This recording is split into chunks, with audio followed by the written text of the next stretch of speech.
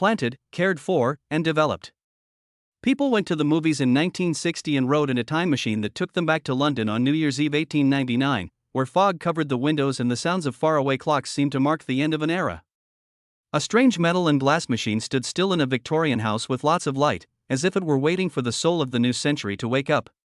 All the men at the dinner table had no idea that in just a few hours, George, the obsessive creator, would break out of history and see both the beauty and the evil of people. From the first few minutes to World War I in 1917, when his house was empty, the time machine took George through decades and centuries. It then went to World War II in 1940 and a crazy future in 1966, when nuclear bombs and volcanic lava destroyed London. Finally, he stopped in the year 802 to 701 AD, having seen how people split into two groups that were at odds with each other. The good Eloi who live on the top and the cruel Morlocks who live below and hunt the Eloi. George makes friends with an Eloi girl called Weena on this trip. He is caught when he tries to protect her from the Morlocks, but he fights back and starts a fire to scare the hunters away, freeing the Eloi from their oppressive way of life. But the film hides a lot of strange and scary truths behind the thin smoke of 19th century London. For example, scenes of the end of the world were made from fermented oats, and the famous time machine prop has a sad past. You'll see that this movie not only goes through time, but also through desire, as you learn more about how it was made. Changing the whole Hollywood science fiction business. Get ready to go back to 1960 and learn 15 strange, interesting, and almost forgotten facts about this old movie. 15. Morlocks went through a lot of pain in the set, which was very dark and seemed like it was trying to kill everyone. The first Morlocks weren't made because they had a lot of money, they were made because they were hungry and determined. The cheap rubber masks that Hua Chang was wearing started to crack as soon as the lights were turned on.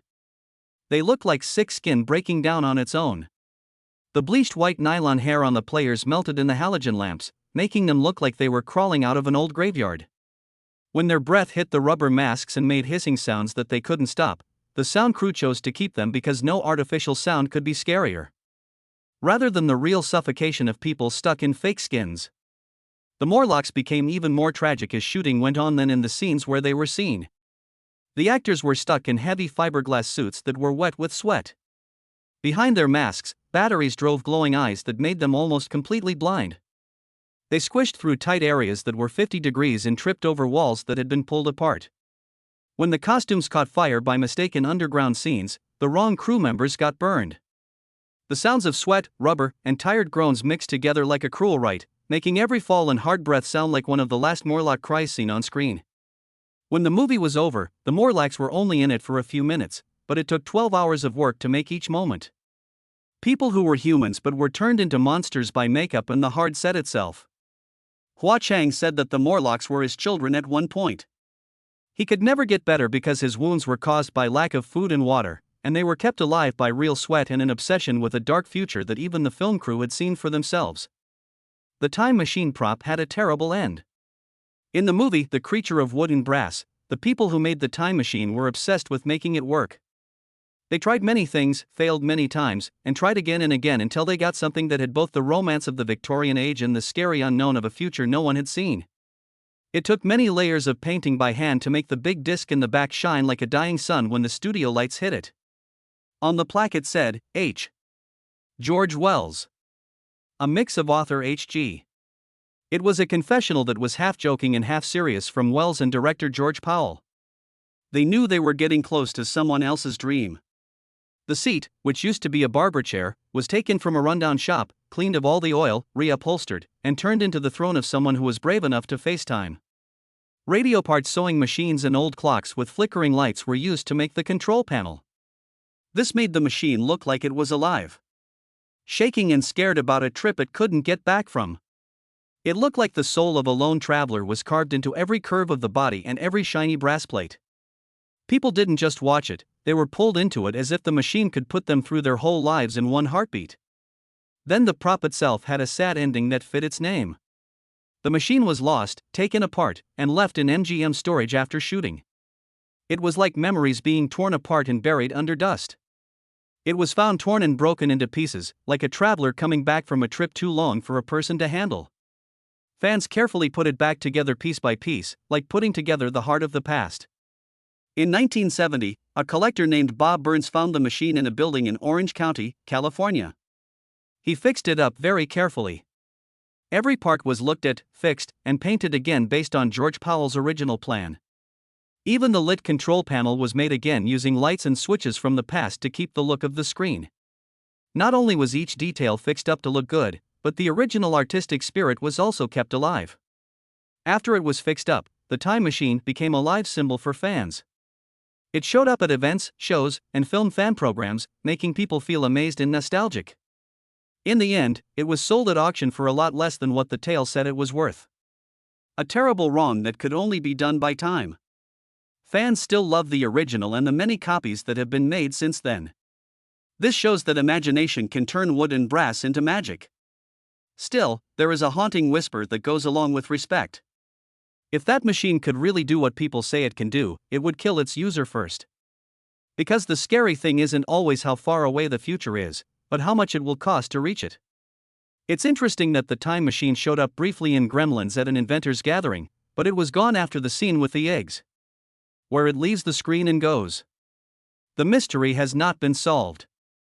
The time machine lives on in people's minds and as a character in movies, with a level of workmanship, symbolism, and magic that few props can match. How do you feel about the time machine prop? Say what you think. 13. The movie actually began in Japan. Not many people know that the time machine started Japan. Before George Powell brought the idea to Hollywood, Shochiku Productions asked him to make a Japanese movie based on the time travel story. Powell agreed. He was a pioneer in stop-motion animation and had made sci-fi movies like Destination Moon and When Worlds Collide. When director Shiro Kito pulled out, this good idea fell apart quickly. Powell felt like lightning struck his mind and left the project unfinished. Powell didn't give up. The loss in Japan made him more determined. If the Japanese couldn't do it, Hollywood would make a great movie about it. It didn't take him long to bring the idea to England, where he worked with MGM to make the time machine into a colorful, imaginative, and effects-packed movie. The first ideas that came from Japan were kept in mind. Instead, Powell used them to fuel his ideas, turning failure into fuel for creativity. To get the part, Yvette Mimeo lied about her age. Rod Taylor thought Shirley Knight was the best person to look like Wiener, the primitive girl from a long time ago, when George Powell started looking for her face. But out of the blue, 17-year-old Yvette Mimeo, who had never done professional acting before, walked into the audition and Powell was quickly captivated by her natural innocence and clear-eyed gaze. Powell felt something special about Mimeo, even though she wasn't very good at it, and she wanted to cast her. At first, MGM said no, but Powell insisted on giving her more auditions and important roles, even though they were worried about her age and experience. Mimeo even lied about her age, saying she was 18 instead of 17 so she could be qualified. It was a bold but necessary move. From the first scenes, she was awkward and unsure of how to show how she felt. Rod Taylor was even worried that this weird hippie kid wouldn't fit in with the other kids. But Mimeo grew quickly every day on set. She learned to do more takes, got better at what she did, and over time she turned into Weena, a figure who breathed the air of a faraway, elusive world but looked real on screen. 11. The English 29-day time travel race. Not just a movie. It only took 29 days for the time machine to be a real-time race.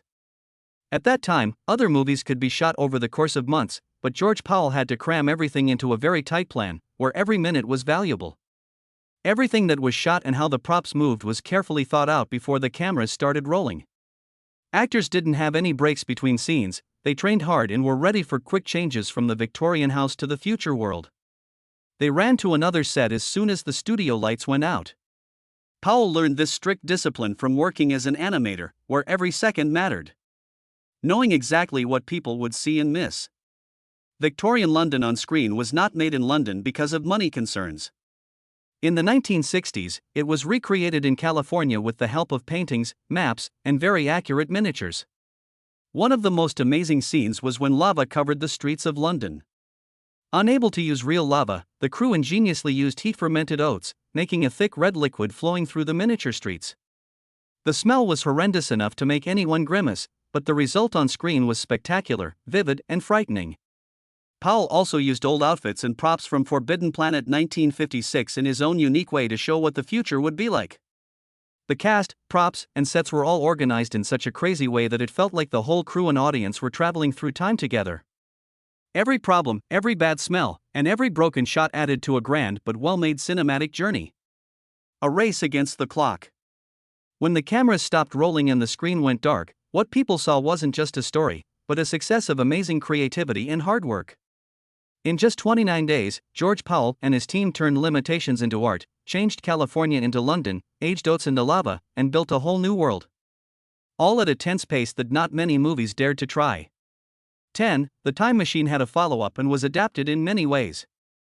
There was a follow-up to The Time Machine, but it wasn't a full-length movie. But a short with Alan Young as David and Rod Taylor as George. This short film was in a 1993 documentary called The Time Machine, The Journey Back, which Taylor presented. The documentary showed props from the Time Machine and also had a fun section where Michael J. Fox talked about his time driving the DeLorean in Back to the Future. The next short story took place during World War I, and George went to see David before he went to fight. At this sad time, George tried to get his friend David to go back to the future, but David refused. At the same time, George looked older, which showed that he had lived a long life with Wiener in the future. The documentary and short film that went with it got great reviews and even won a Saturn Award. They built a small but touching link between the story's past and future. Also, many later versions of The Time Machine were based on it. In 1978, a TV movie based on the story was set in Los Angeles in the 1970s. It's almost lost now, but it was an attempt to bring the story to viewers today. The next year, Time After Time 1979 came out, which showed H.G.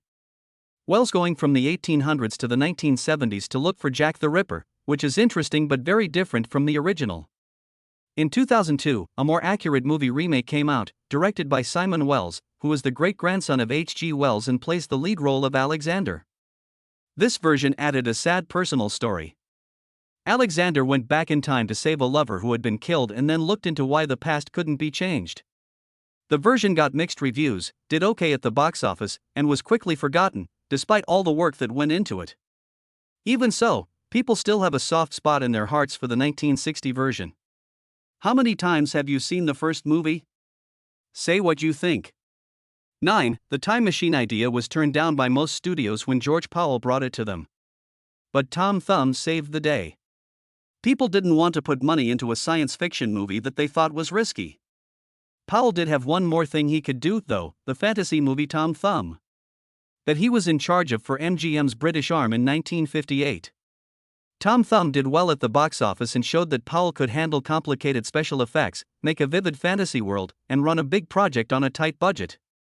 Because of this success, MGM Britain decided to give Powell the go-ahead to build the time machine, which made his dream of traveling through time come true. With help from MGM Britain, Powell was given a production budget of about $820,000, which was enough to build amazing sets, make the famous time machine, and bring the scary Morlocks to life. The story takes place in London, but it would have cost too much to film there.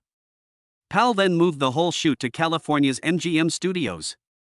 The Victorian streets were painstakingly rebuilt, and lighting, fog, and special effects were added. Powell turned an American studio into a lively London in the 1800s. At age 8, lava was oatmeal.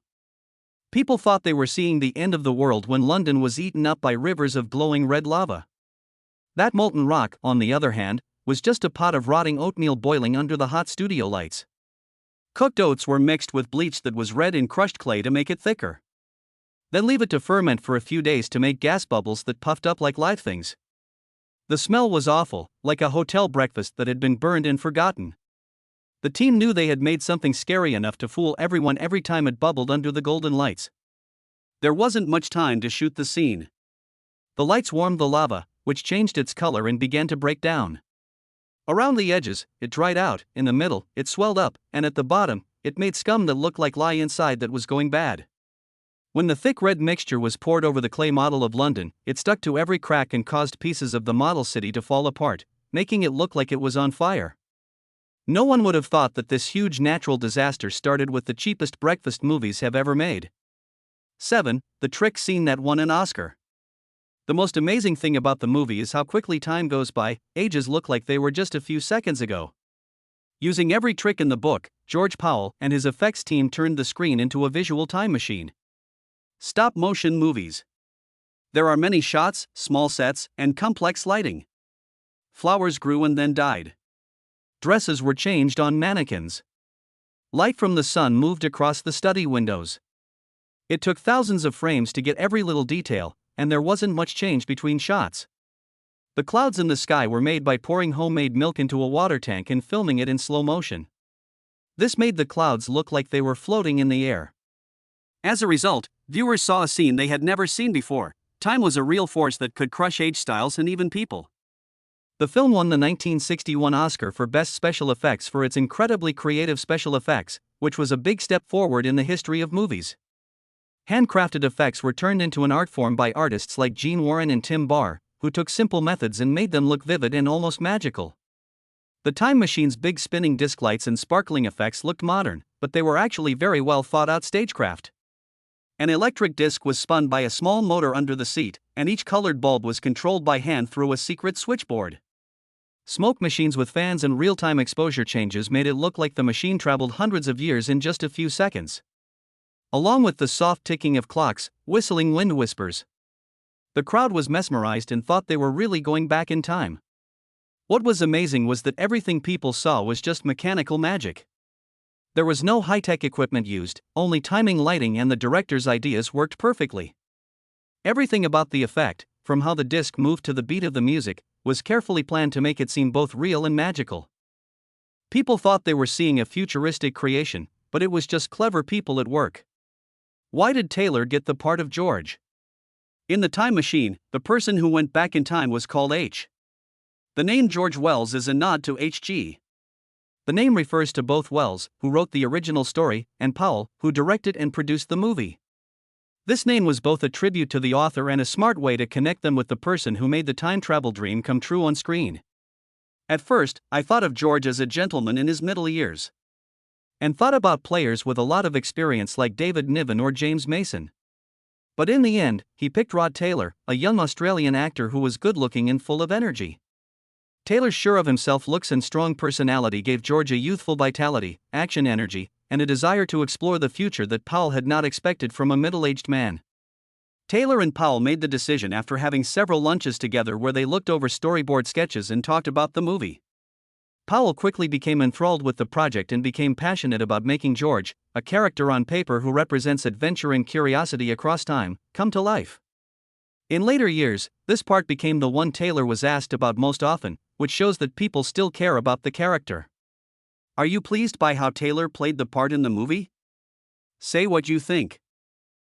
At its release, the movie got a lot of bad reviews. When it came out in 1960, it wasn't praised by everyone right away. Many reviews at the time thought it was badly written and a little pretentious.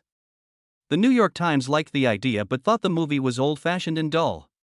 Variety liked the special effects and Rod Taylor's acting but thought the movie moved too slowly and lacked energy. The New Yorker even said bad things about the movie version of H.G. Wells' short story, saying it was easy but badly written. Even though the reviews were mixed, the movie made a lot of money. It made about $2.6 million, which is about $28 million today, on a budget of about $820,000. Amazing profits for MGM thanks to these numbers, showing that time travel stories are appealing and can bring in crowds even when critics are wary.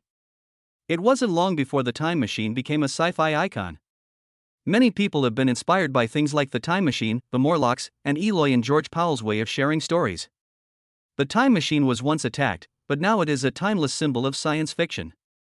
This shows that art's true value isn't always seen until much later. What do you think about these good and bad things said? Say what you think. Third, the Cold War's secret message. Amid the shimmering lights of the spinning disc and the changing color gels, the movie showed a dark abyss that people in 1960 couldn't escape. It's hard to stay in the Victorian dream world when the machine stops in 1966 and London explodes in a nuclear storm. It's like being sucked into the real-life fears of the Cold War. Even though the scene was short, every warning sound from the Forbidden Planet sound library, every flickering light, and every dense smoke effect that Powell made hit home with how anxious people were at the time. The movie warned people that progress could also mean falling into the abyss, and that the future is shaky like a rope stretched too far under the weight of people's want. At the same time, Victorian London was the starting point of the trip. It was a beautiful illusion made in the hot Los Angeles sun. The whole historic street was just a garden at MGM in Culver City. Gas lamps from old period sets were used to light shop windows on the cobblestone streets. Old walls were painted over, signs were replaced, and fog was made by putting dry ice over mirrors that were set to trick the eye.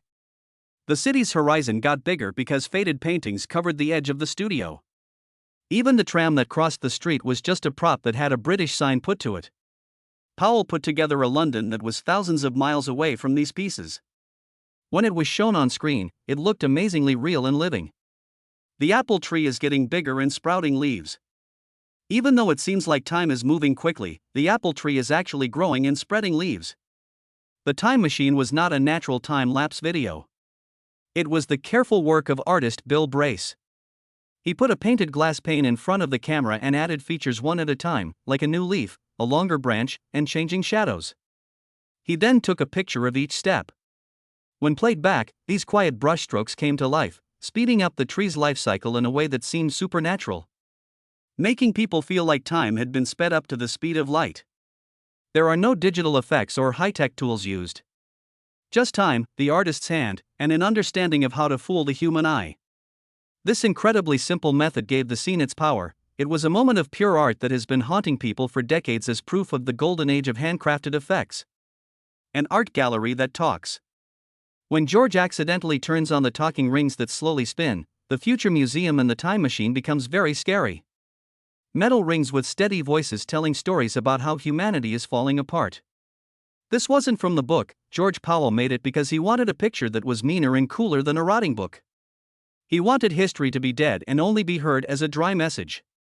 A voice from a long time ago from a society that had ended. The rings were actually made of plastic that had been covered in metallic powder and put on a lit table. They were filmed using a simple mechanical device, and the sound was given by an uncredited voice actor who made it sound like a ghostly memory was talking. The effect was even stronger because it was so simple. Sounds that don't change, faint light, and no climax or feeling. What we hear is not a live person telling the story, but a relic from a desperate past trying to send its last bits. The Time Machine is now not only a science fiction movie, but also a memory machine that brings to light the hard work, bravery, and creativity of a generation of artists. This is because every puzzle, scene, and behind-the-scenes story that had been kept secret for more than 50 years has been solved. Even though these effects were made by hand and look rough, they have a staying power that can make us shiver today as we think about the journey through the dark future that George Powell and his team imagined. What about you? Do you enjoy this movie? There are many strange, painful, beautiful, and scary things about the Time Machine. What is something you will never forget? Tell us what you think below. Thanks for sticking around until the end of this trip. Don't forget to subscribe and turn on notifications if you want to keep discovering other movie adventures from the past.